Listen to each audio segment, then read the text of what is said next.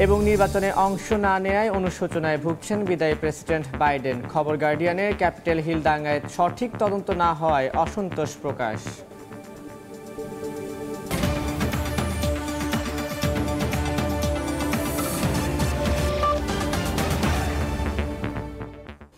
আন্তর্জাতিক সময়ের সঙ্গে আছি আমি তানভীর হাসান। ডোনাল্ড ট্রাম্পের বিপরীতে নির্বাচনে অংশ না নেয়ায় অনুশোচনায় ভুগছেন বিদায়ী মার্কিন প্রেসিডেন্ট জো বাইডেন। নির্বাচনে অংশ নিলে জনগণ তাকেই বেছে নিত বলেও মনে করেন বাইডেন। মার্কিন গণমাধ্যম দ্য গার্ডিয়ানের প্রতিবেদনে উঠে এসেছে এমন তথ্য। মেরিক গারল্যান্ডকে অ্যাটর্নি জেনারেল নিয়োগ দিয়েও অনুতপ্ত বলেও উল্লেখ করা হয়েছে প্রতিবেদনে। এদিকে আরেক মার্কিন গণমাধ্যম দ্য নিউ ইয়র্ক পোস্টকে দেয়া সাক্ষাৎকারে বিদেশি দক্ষ কর্মীদের H-1B ভিসা দেওয়ার বিষয়টিকে সাধুবাদ জানিয়েছেন ট্রাম্প। 2024 সালের যুক্তরাষ্ট্রের প্রেসিডেন্ট নির্বাচনের কয়েক মাস আগে ডেমোক্রেটিক পার্টির প্রার্থীর পদ থেকে সরে দাঁড়ান বিদায়ী বাইডেন। নিজের প্রার্থিতা প্রত্যাহার করে ডেমোক্রেটিক পার্টির পক্ষ থেকে কমলা হ্যারিসের নাম ঘোষণা করেন তিনি। এবার এই সিদ্ধান্ত নিয়ে গভীর অনুশোচনা করছেন জো বাইডেন। মার্কিন গণমাধ্যম দ্য গার্ডিয়ানের এক প্রতিবেদন অনুযায়ী কমলা হ্যারিসকে সরাসরি দোষারোপ করেননি বাইডেন প্রশাসন। তবে ডেমোক্র্যাটদের ধারণা, নির্বাচনে কমলার পরিবর্তে বাইডেন অংশ নিলে নবনির্বাচিত মার্কিন প্রেসিডেন্টকে সহজেই হারিয়ে দিতেন তিনি। দ্য গার্ডিয়ান আরও জানায়, বাইডেন অ্যাটর্নি জেনারেল হিসেবে মেরিক গারল্যান্ডকে নিয়োগ দেওয়ার সিদ্ধান্ত নিয়ে অনুতপ্ত। শুধু বাইডেনই নয়, অনেক ডেমোক্রেটদেরও ধারণা এটি বাইডেনের ভুল সিদ্ধান্ত ছিল। 2021 সালের 6 জানুয়ারির ক্যাপিটাল হিলের দাঙ্গার পর মেরিক গারল্যান্ডকে অ্যাটর্নি জেনারেল হিসেবে নিয়োগ দেন বাইডেন। গারল্যান্ড 6 জানুয়ারির ঘটনায় ট্রাম্পের হস্তক্ষেপের বিষয়ে সঠিক সময়ে তদন্ত করতে ব্যর্থ হয়েছেন বলে অভিযোগ করেন ডেমোক্রেটরা। যদি তিনি সঠিক সময়ে তদন্ত করে ট্রাম্পকে দোষী সাব্যস্ত করতে পারতেন, তবে নির্বাচনে ডেমোক্রেটদের জয়ের পথ সহজ হয়ে যেত বলে মনে করছেন তারা। এদিকে ভারতীয় বংশোদ্ভূত শ্রীরাম কৃষাণকে কৃত্রিম বুদ্ধিমত্তা উপদেষ্টা হিসেবে বাছাই করার পর থেকেই ট্রাম্প শিবিরে তৈরি হয় মতানৈক্য। ট্রাম্পের সমর্থক লরা লুমার ও ম্যাট গ্যাটসের মতো ডানপন্থীরা কৃষাণের বিরোধিতা করছেন। অপরদিকে তার পক্ষে দাঁড়িয়েছেন ধনকুবের ইলন মাস্ক ও বিবেক রামাস্বামী। এসবের মধ্যে নবনির্বাচিত মার্কিন প্রেসিডেন্ট ডোনাল্ড ট্রাম্প ইলন মাস্কের পক্ষে অবস্থান নিয়েছেন। শনিবার মার্কিন গণমাধ্যম দ্য নিউ ইয়র্ক পোস্টকে দেয়া এক সাক্ষাৎকারে ট্রাম্প বাইরের দেশ থেকে দক্ষ কর্মীদের যুক্তরাষ্ট্রে কর্মসংস্থান দেওয়ার বিষয়টিকে সাধুবাদ জানিয়েছেন। বাইরের দেশের উচ্চশিক্ষিত ও বিশেষ প্রশিক্ষণপ্রাপ্ত ব্যক্তিদের জন্য নির্ধারিত H-1B ভিসার প্রতি সমর্থন জানান ট্রাম্প। তিনি আরও জানান, তার অধীনে এই ভিসায় যুক্তরাষ্ট্রে আসা অনেক কর্মী কাজ করছেন। প্রথমে ভারতীয় শ্রীরাম কৃষাণের নিয়োগ, এরপর বিদেশি কর্মী নিয়ে ট্রাম্পের এমন বক্তব্য ট্রাম্প শিবিরের ডানপন্থীদের মধ্যে আরও অসন্তোষ তৈরি করবে বলে আশঙ্কা করছেন বিশ্লেষকরা। ডেমোক্রেটদের অনেকের ধারণা, এসব সিদ্ধান্ত ট্রাম্পের পররাষ্ট্রনীতির সম্পূর্ণ বিপরীত। মালিহা সুহরাওয়ার্দী, সময় সংবাদ। রাশিয়া ইউক্রেন যুদ্ধের মধ্যেই রুশ নিয়ন্ত্রিত ইউক্রেনের এলাকাগুলোতে চলছে বর্ষবরণের প্রস্তুতি। বাসিন্দারা নতুন বছরে যুদ্ধের অবসান হয়ে শান্তি প্রতিষ্ঠার আশা প্রকাশ করেন। মার্কিন প্রেসিডেন্ট ডোনাল্ড ট্রাম্পের রাশিয়ার সঙ্গে সমঝোতা হলে যুদ্ধ বন্ধ হতে পারে বলে ধারণা অনেক ইউক্রেনীয়র। তবে নতুন মার্কিন প্রশাসন এই সংঘাত সমাধানে আগ্রহী নাও হতে পারে বলে আশঙ্কা প্রকাশ করেছেন তারা।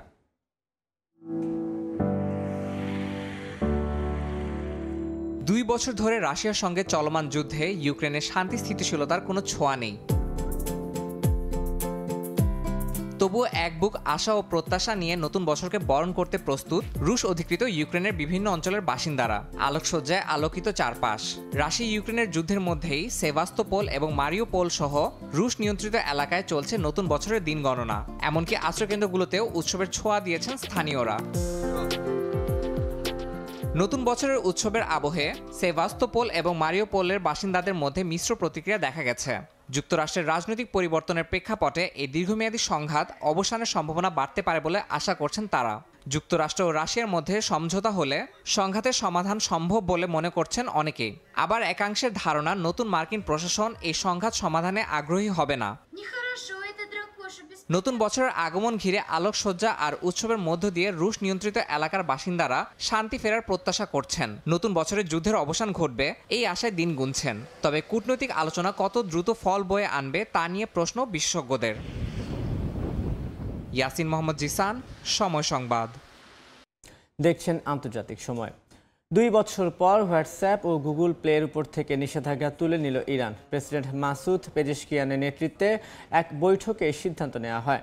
নিষেধাজ্ঞা তুলে নেওয়ায় বেশ খুশি ইরানি তরুণরা। বহুল আলোচিত হিজাব আইন প্রত্যাহারের এক সপ্তাহ যেতে না যেতেই এবার হোয়াটসঅ্যাপ ও গুগল প্লে স্টোরের উপর নিষেধাজ্ঞা তুলে নিল ইরান। দেশটির সংবাদ মাধ্যম বলছে, ইন্টারনেটে বিধিনিষেধ কমিয়ে আনার প্রথম পদক্ষেপ হিসেবে এ সিদ্ধান্ত এলো। তবে এখনও ফেসবুক, টুইটার ও ইউটিউবের উপর নিষেধাজ্ঞা রয়েছে। তারপরও 2 বছর পর হোয়াটসঅ্যাপ ও গুগল প্লে স্টোরের উপর থেকে নিষেধাজ্ঞা ওঠায় খুশি ইরানি তরুণরা। গুগল প্লে স্টোরের ওপর থেকে নিষেধাজ্ঞা তুলে নেওয়ায় আমি বেশ খুশি। এটা বিশ্বখ্যাত অ্যাপস স্টোর। নিষেধাজ্ঞা তুলে নেওয়াটাই সবার কাম্য। এছাড়া আমি আশা করছি অন্যান্য অ্যাপের ওপর থেকেও নিষেধাজ্ঞা তুলে নেওয়া হবে। যারা অনলাইনে ব্যবসা পরিচালনা করে তাদের জন্য এই উদ্যোগ অনেক উপকারে আসবে। এই প্ল্যাটফর্মের পাশাপাশি ইনস্টাগ্রামের উপর নিষেধাজ্ঞা প্রত্যাহার হলে মানুষের আরও সহযোগিতা হবে। বিশ্লেষকদের মতে, ইরানের সর্বোচ্চ ধর্মীয় নেতা আয়াতুল্লাহ আলী খামেনিকে বুড়ো আঙুল দেখিয়ে পেজেশকিয়ানের এই সংস্কারের পথ কতটা প্রশস্ত হবে তা নিয়ে যথেষ্ট সন্দেহ রয়েছে। তবুও এই পদক্ষেপের প্রশংসা করছেন অনেকেই। নাদিম মারজান, সময় সংবাদ। একের পর এক অভিশংসনে সাম্প্রতিক সময়ে দক্ষিণ কোরিয়ার রাজনীতিতে নতুন মোড়। প্রেসিডেন্ট ইয়ন সুক ইয়োলের অভিশংসনের পর 27 ডিসেম্বর ভারপ্রাপ্ত প্রেসিডেন্ট হান ডাক-সুকেও অভিশংসিত করা হয়। এই অস্থিরতা দেশটির রাজনৈতিক, অর্থনৈতিক ও আন্তর্জাতিক সম্পর্কে প্রভাব ফেলতে পারে বলে মনে করছেন বিশ্লেষকরা। দেশের অর্থনীতি এবং বাজারে নেতিবাচক প্রভাব পড়ছে। বিশেষজ্ঞরা মনে করছেন, যুক্তরাষ্ট্রের পক্ষ থেকে চোই সাং মককে সমর্থন জানানো হলেও সরকারের অস্থিতিশীলতা অর্থনীতির জন্য বড় ঝুঁকি তৈরি করতে পারে, যা দেশটির জন্য বিপজ্জনক হতে পারে। বর্তমানে ভারপ্রাপ্ত প্রেসিডেন্ট চোই সাং মক তার সীমিত ক্ষমতার মধ্যে দায়িত্ব পালন করছেন। সাংবিধানিক আদালতের বিচারক নিয়োগে ব্যর্থ হওয়ার কারণে তার ক্ষমতার পরিধি আরও কমছে। যদি চোই সাং মকের বিরুদ্ধে অভিশংসন প্রক্রিয়া শুরু হয়, তবে সরকার কার্যত অচল হয়ে পড়তে পারে। এ নিয়ে বিশেষজ্ঞরা সতর্ক করে বলেছেন, যদি এমন পরিস্থিতি তৈরি হয় তাহলে 1997 সালের IMF আর্থিক সংকটের চেয়েও বড় বিপদ ডেকে আনতে পারে। এই অস্থির পরিস্থিতি দক্ষিণ কোরিয়ার রাজনৈতিক ভবিষ্যতের জন্য এক নতুন সংকটের সৃষ্টি করেছে। এতে করে দেশটির আন্তর্জাতিক সম্পর্ক এবং সামরিক স্থিতিশীলতার উপর দীর্ঘমেয়াদী নেতিবাচক প্রভাব পড়তে পারে, যাতে দেশের অর্থনীতি এবং সার্বিক নিরাপত্তা ব্যবস্থা বড় ধরনের ঝুঁকিতে পড়তে পারে। নাদিম মারজান, সময় সংবাদ। জনপ্রিয় সামাজিক যোগাযোগ মাধ্যম টিকটক বন্ধের আদেশ স্থগিত রাখতে সুপ্রিম কোর্টের প্রতি আহ্বান জানিয়েছেন নবনির্বাচিত প্রেসিডেন্ট ডোনাল্ড ট্রাম্প। আগামী 10 জানুয়ারি এই বিষয়ে মার্কিন আদালতে শুনানি হওয়ার কথা রয়েছে। এর আগে এই আহ্বান জানালেন ট্রাম্প। আইন অনুযায়ী টিকটকের চীনা মালিক প্রতিষ্ঠান বাইটড্যান্সকে 19 জানুয়ারির মধ্যে অ্যাপটি কোনো মার্কিন কোম্পানির কাছে বিক্রি করতে হবে, নতুবা এটি যুক্তরাষ্ট্রে নিষিদ্ধ করা হবে। বর্তমানে যুক্তরাষ্ট্রে 170 মিলিয়নের বেশি টিকটক ব্যবহারকারী রয়েছে। টিকটক জানিয়েছে, তাদের ব্যবহারকারীর ডেটা যুক্তরাষ্ট্রে সংরক্ষিত এবং মার্কিন ক্লাউড সার্ভিস অপারেটর ওরাকলের মাধ্যমে পরিচালিত হয়। পাশাপাশি টিকটকের মূল প্রতিষ্ঠান বাইটড্যান্স ইতিমধ্যে এই আইন বাতিলের আবেদন করেছে।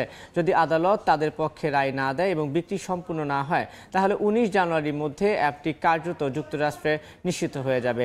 আগের মেয়াদে 2020 সালে টিকটক বন্ধ করার প্রচেষ্টা চালালেও এবার টিকটকের পক্ষে অবস্থান নেয় নতুন প্রশাসনের নীতি কী হতে পারে তা নিয়ে তৈরি হয়েছে সংশয়।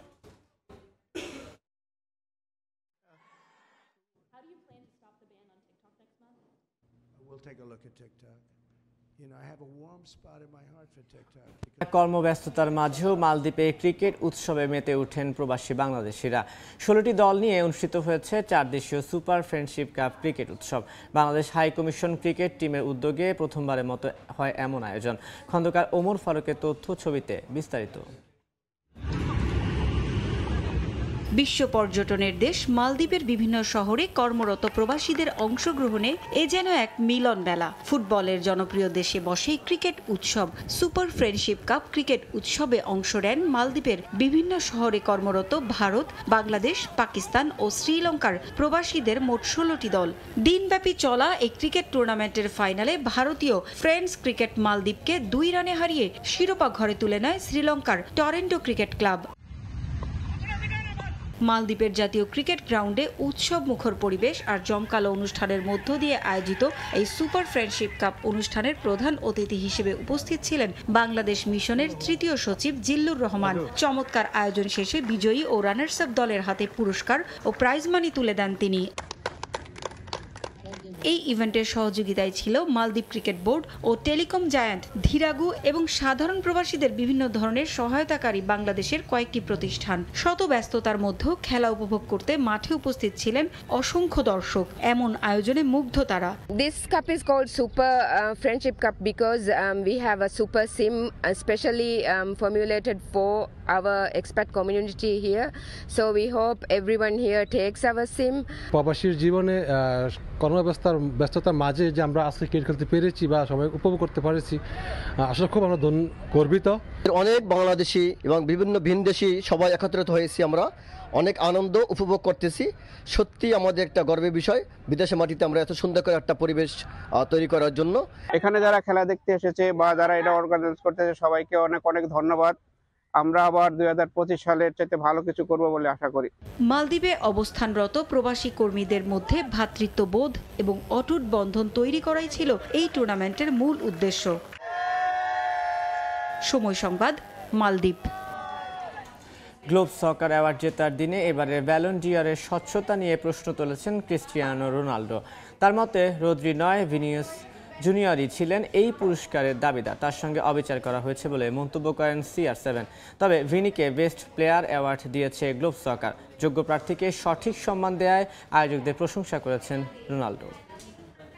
Continue to working hard, but they are not better shape than me. They know that.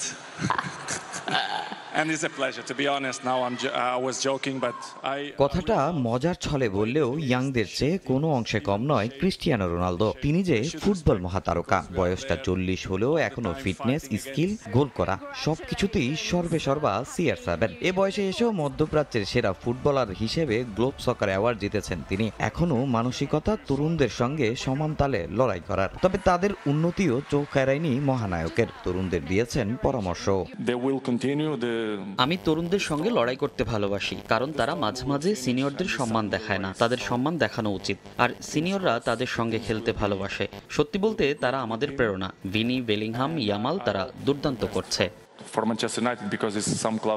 জুনিয়রদের প্রসঙ্গ আসতেই এবারের আলোচিত ব্যালন ডি'অরের বিষয়টি চলে আসে রোনালদোর কণ্ঠে। রদ্রির পাওয়া ব্যালন ডি'অর নিয়ে কত কিছুই না সাক্ষী হয়েছে ফুটবল বিশ্ব। তবে রোনালদোর মতে অবিচার হয়েছে ভিনির সঙ্গে। ফুটবল মহাতারকা প্রশ্ন তুলেছেন ব্যালন ডি'অর অ্যাওয়ার্ডের স্বচ্ছতা নিয়ে। ভিনি ব্যালন ডি'অর জেতার যোগ্য ছিলেন, তার সঙ্গে অবিচার হয়েছে। তারা রদ্রিকে দিয়েছে, সেও যোগ্য। তবে আমি মনে করি ভিনিকে দেয়া উচিত ছিল, কারণ সে চ্যাম্পিয়ন্স লিগ জিতেছেন, ফাইনালে গোলও করেছেন। অন্য বিষয়গুলো আমার কাছে গুরুত্বপূর্ণ না। যে যোগ্য তাকে সম্মান দিতেই হবে। কিন্তু জানেন তো, এ ধরনের অনুষ্ঠানে তারা এমন কাজই করে। তাই আমি গ্লোব সকার ভালোবাসি। তারা যোগ্য ব্যক্তিকে পুরস্কার প্রদান করেন।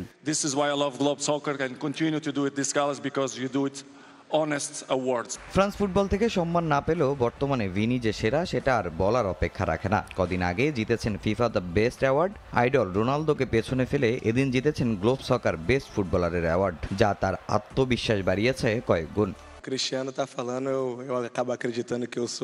যদি ক্রিস্টিয়ানো বলে তাহলে মনে করি আমিই সেরা, কারণ নেইমারের পাশাপাশি তিনিও আমার আইডল। মৌসুমের সেরা খেলোয়াড়ের অ্যাওয়ার্ড গ্রহণ করছি, তাও আমার দুই আইডলের সামনে। সত্যি বলতে এটা আমার কাছে অনেক বেশি সম্মানের।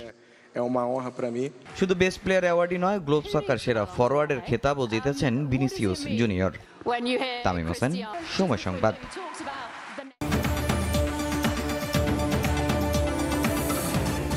এই ছিল আন্তর্জাতিক সময়। সঙ্গে থাকুন সময়ে।